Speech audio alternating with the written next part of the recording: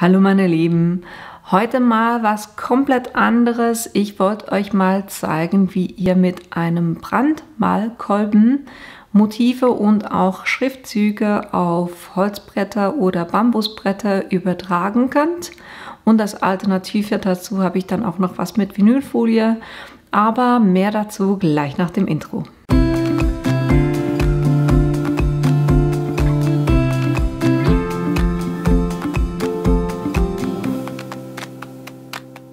Damit ihr seht, was wir heute machen werden, wir werden mit einem Brandmalkolben auf Holz ein Element übertragen.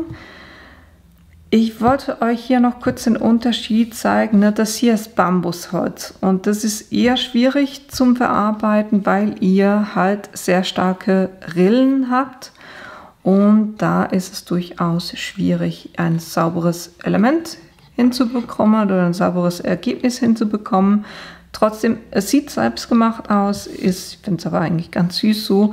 Wenn ihr das auf einem normalen Holz macht, nicht auf einem Bambusholz, dann kriegt ihr auch noch ein bisschen schöneres Ergebnis, weil da funktioniert es ein bisschen einfacher, auch dunkle Elemente hinzubekommen, weil dieses Teil weniger diese prägnanten Rillen hat.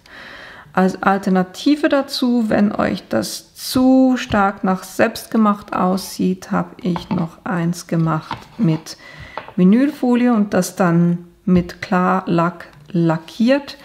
Hier ist es halt einfach so, da könnt ihr direkt mit Essen drauf, weil das könnt ihr, wenn ihr fertig seid, ganz einfach mit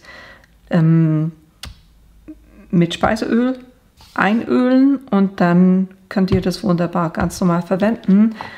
Das hier, das eignet sich durch die Vinylfolie und den Lack natürlich nicht, um da direkt Essen drauf zu packen.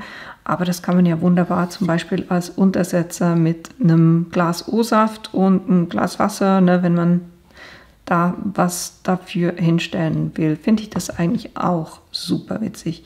Also je nachdem, was euch gefällt. Heute geht es hauptsächlich um das Brandmalen. Und das machen wir jetzt auch gleich. Um ein Element auf ein Holzbrett aufzubrennen, braucht ihr verschiedene Sachen. Ihr braucht natürlich das Holzbrett. Ich habe hier ganz normale Holzbretter von Ikea gekauft. Die waren aber schon geölt. Also es ist ein Bambusholz. Die waren auch schon geölt und die habe ich einmal komplett abgeschmirgelt, damit ich hier nicht Ölrückstände drauf habe. Dann braucht ihr natürlich das Element, was ihr da drauf bringen wollt. Ihr braucht den Brandmalkolben. Ich habe hier den von EFCO. Und da gibt es auch verschiedene Spitzen dazu. Ihr habt hier zum Beispiel einen, der eher länglich ist und mit einer Spitze. Oder dann so ein bisschen weniger breiter, auch mit dieser scharfen Kante. Oder dann habt ihr auch solche hier oder einen, der wirklich komplett nur der Stift ist. Ich werde heute diesen hier verwenden. Ich finde das ziemlich bequem, weil wenn ich zeichne, kann ich eine viel bequemere Position mit der Hand einnehmen, weil dieser so gebogen ist. Von dem her. Und welchen ihr verwendet, das müsst ihr euch von Anfang an überlegen, weil die werden dann so aufgeschraubt und also selbst wenn ich das Ding hier halte, hier wird es schon ziemlich warm für mich jetzt. Ich gehe jeweils ein bisschen weiter nach hinten, weil dieses ganze Element, da könnt ihr euch richtig böse verbrennen. Also da dürft ihr nachher nicht mehr rankommen, wenn das dann mal am Strom angeschlossen ist. Aber bedient wird es effektiv mit einem ganz normalen Stromkabel. Und ihr habt hier auch so einen Halter, wo ihr das jeweils auf dem Tisch so hinstellen könnt, damit euch der nicht irgendwas von eurem Tisch verbrennt. Das ist es. Zum Übertragen, ihr könnt mit Kohlepapier arbeiten. Ich mache das für solche Elemente ganz einfach so, dass ich hinten mit dem Bleistift das Ganze einfärbe und dann mit einem Kuli das nachfahre und das reicht eigentlich zum Übertragen. Ich werde euch nachher auch noch eine zweite Variante zeigen, wie versprochen. Das ist mit Vinylfolie. Wenn ihr das machen wollt, dann braucht ihr logischerweise die Vinylfolie, das Entgitterungstool, ein Ragel und dann auch noch die Übertragungsfolie. Und ich empfehle euch da dann auch, das mit Acryllack einzusprayen. Also nicht das, was wir brennen, sondern das mit der Vinylfolie, weil dann könnt ihr das nachher auch mit einem nassen Tuch abwischen. Das hier, das werden wir, wenn wir fertig sind, effektiv mit ganz normalem Speiseöl, ich werde hier ein Olivenöl nehmen, das nochmal einreiben und dann könnt ihr das ganz normal gebrauchen, wie ein Brett, wo ihr jetzt nichts damit gemacht hättet. Also das ist das, was wir brauchen. Ich starte jetzt mal damit, dass ich hier anfange, diese Elemente zu übertragen. I try to figure out who I am. Not sure what I'm doing here. And the days don't work out the way I thought they would. And before you there was no one who understood. Never found somewhere I fit in. So, ich habe die beiden Elemente mit Bleistift eingefärbt. Wenn ihr wollt, könnt ihr die effektiv mit einem Klebestreifen am Brett festmachen, damit euch das dann nicht verrutscht.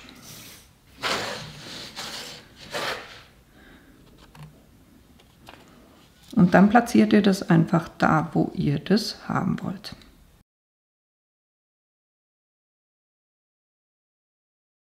Und jetzt kann ich da ganz einfach zum Beispiel mit einem Kuli das auf das Brett übertragen.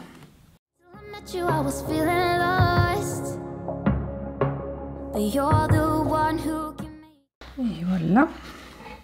Ihr habt gesehen, ich habe das eher nur grob gemacht. Es geht einfach darum, dass ich weiß, wo ich das machen muss. Ich lege mir jeweils beim Brennen das auch nebendran, damit ich da drauf gucken kann. Ihr könnt auch jetzt schon, wenn ihr Sachen seht, wo ihr das ein bisschen besser sehen möchtet, könnt ihr die hier mit Bleistift noch so ein bisschen nachzeichnen.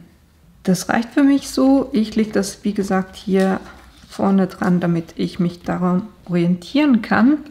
Ich mache das auch in 2 Stufen. Einfach, man konzentriert sich schon sehr stark, bekrampft sich so ein bisschen, dann ist es gar nicht mal so schlecht, wenn man eine Stufe brennt und dann wieder was anderes machen kann, damit die Hand auch wieder eine andere Bewegung hat. Was ich jeweils auch mache, ich nehme ein Küchentuch nebendran, damit ich hier, weil das schon eine Höhe hat und so kann ich wunderbar meine Hand auch so ein bisschen erhöhen und das funktioniert dann teilweise und da bin ich flexibel und kann das hinlegen, wo immer ich das brauche. Und jetzt werde ich hingehen und den Brennstab an den Strom anschließen und dann wärmt er sich auch schon sehr schnell auf. Dann guckt ihr einfach, dass ihr euch das bequem macht, dass euch das Kabel nicht in den Weg kommt und wie gesagt, nur noch hier hinten berühren, nicht da vorne. Der wird ziemlich schnell sehr heiß. Und dann könnt ihr eigentlich auch schon anfangen, so ein bisschen zu testen. Geht eigentlich sogar ohne Tuch hier. Dann könnt ihr schon mal anfangen zu testen, ob der schon warm ist, indem ihr einfach so ein bisschen hin und her fahrt. Ich übe da auch gar nicht viel Druck auf, ich gehe da einfach hin und her und lasse eigentlich die Hitze ihren Job machen. Und ihr kriegt auch schönere, geradere Linien hin, wenn ihr hier mit wenig Druck arbeitet. Jetzt seht ihr dann auch, sobald das Ding anfängt dunkel zu werden, merkt ihr, dass der Stab heiß ist.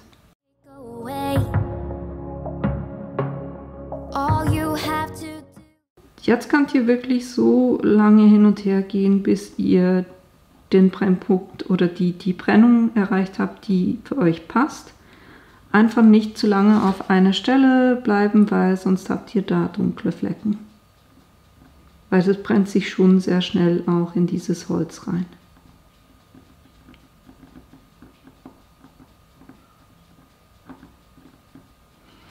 Was ich vielfach mache, ist, dass ich zuerst die vertikalen Linien mache und dann die horizontalen und dann die runden Elemente.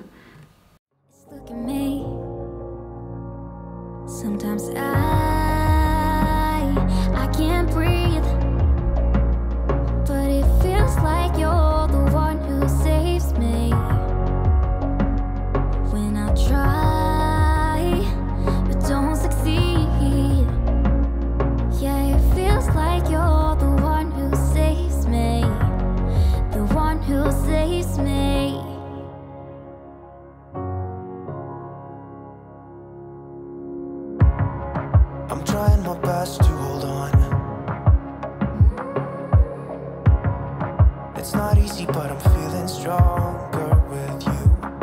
And the days don't work out the way I thought they would. And before you there was no one who understood. Sometimes I can't see, but it feels like you're the one who saves me. When I try, but don't succeed. Yeah, it feels like you're the one who saves me. The one who saves me.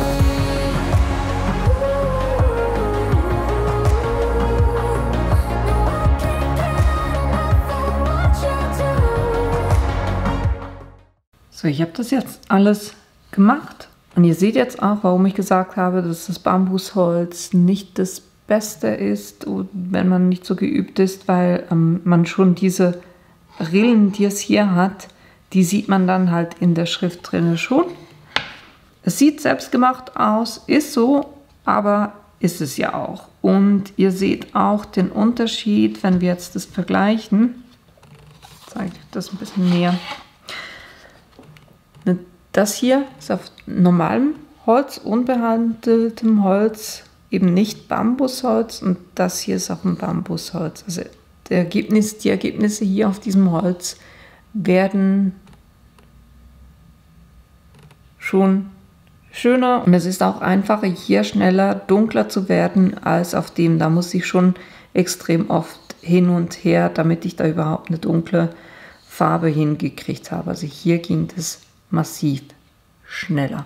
Von dem her empfehle ich euch, wenn ihr das ausprobieren wollt, macht das zuerst hier auf einem ganz normalen Holz und nicht gleich auf dem Bambusholz, und dann könnt ihr das so ein bisschen austesten. Wem das überhaupt nicht gefällt und sagt, nee, das sieht jetzt aber sehr selbstgemacht aus, es gibt andere Varianten, ne? Man kann auch auf Holz lasern, und diese Laser sind mittlerweile auch gar nicht mehr so teuer. Ich habe kürzlich einen gesehen für 130. Könnte sein, dass ich euch in Zukunft dann irgendwas dazu sage, aber für heute ist es mal mit dem Brandmalkolben. Die andere Alternative ist mit der Vinylfolie, das zeige ich euch gleich noch. Da ist es halt einfach so, dass es dann nicht mehr geeignet ist, um Essen direkt drauf zu packen.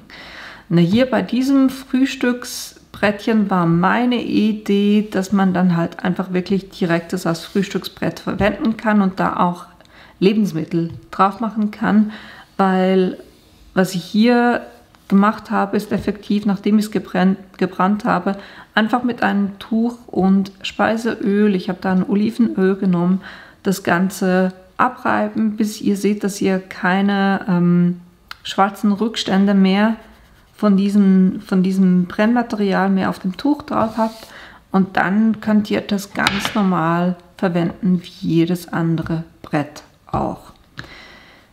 Jetzt aber eben noch die Variante mit der Vinylfolie. Da nehme ich logischerweise ein frisches Brett, und dann habe ich hier schon was auf Vinylfolie ausgeplottet. Das muss ich jetzt noch entgittern.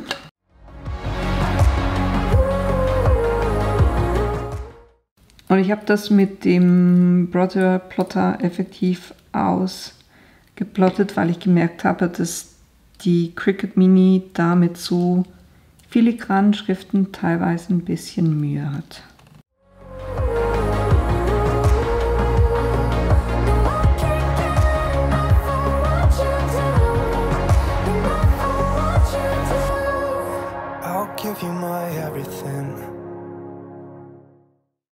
Und ihr seht hier, ne, ich habe zum Beispiel die Ü-Punkte, die waren zu filigran, hier hat es die Punkte übernommen. Was ich jeweils mache, ich habe so einen Micron Archival Ink Stift, und damit zeichne ich die nachher im Nachhinein noch nach, und da merkt ihr praktisch keinen Unterschied. Also das funktioniert eigentlich wunderbar bei so filigranen Sachen. Jetzt noch das zweite. It's not much, but it's all I have. You know we could run to a place where we belong, but I need you there with me.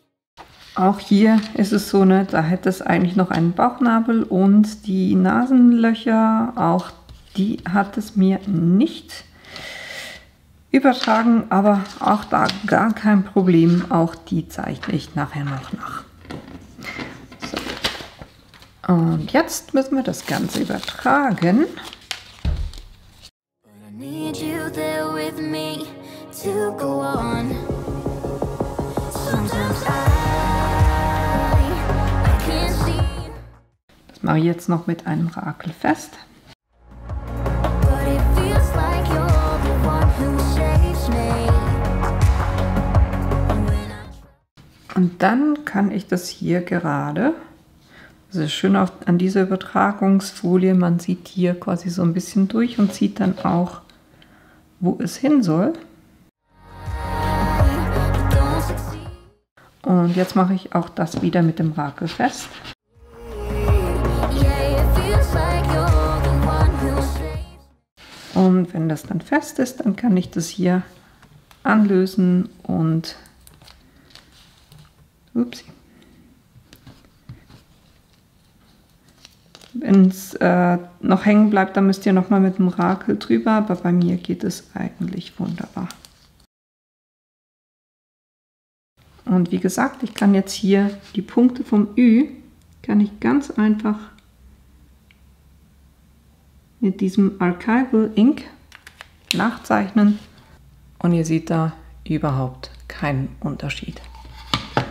Dann noch das zweite Element. The one who saves me.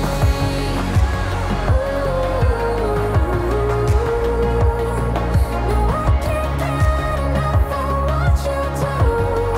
The one who saves me. Da lege ich das einfach mal hier unten an und streiche dann so ein bisschen nach oben fest, damit sich darunter keine Luftblasen bilden.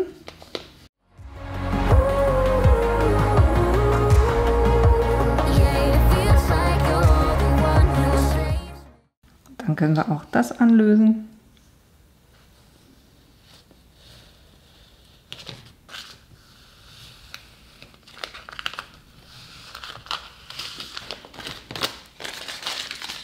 Und können auch hier die fehlenden Elemente noch einzeichnen. Saves me. The one who saves me. Also ihr könntet es jetzt auch so lassen. Das Ganze klebt halt einfach auf Holz nicht ganz so gut, wie das zum Beispiel auf Glas der Fall ist.